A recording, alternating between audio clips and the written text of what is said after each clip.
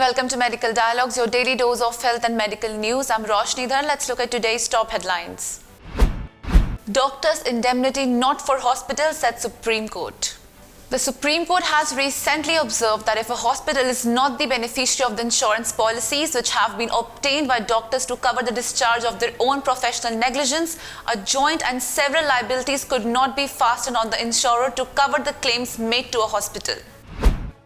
No faculty in 5 departments. National Medical Commission inspection points out faculty shortage at Dumka Medical College. Although it has been 3 months since the National Medical Commission has given its nod for 100 MBBS seats at Dumka-based Fuller Jano Medical College in a recent inspection by National Medical Commission member, the Commission has found out that faculty shortage in the college. The National Medical Commission inspector has noted down that there is not a single faculty in 5 departments of the college.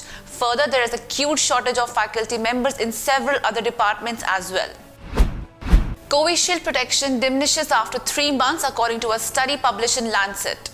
The protection offered by the Oxford AstraZeneca COVID-19 vaccine declines after 3 months of receiving 2 doses of the preventive, according to a study published in the Lancet Journal.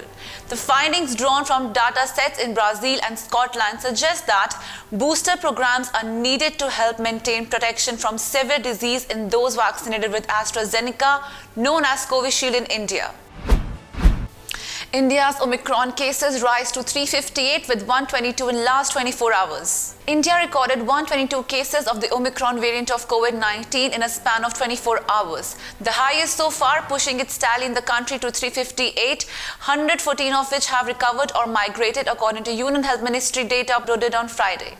The 358 Omicron COVID variant cases have been detected across 17 states and union territories so far, it showed. Finally, Molnupiravir gets US FDA nod.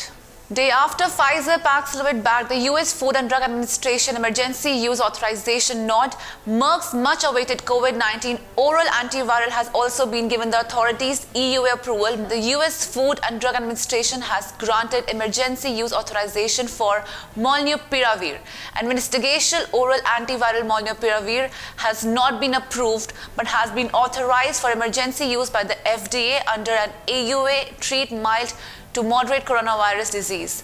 Molnupiravir is not authorized for use in patients who are less than 18 years of age.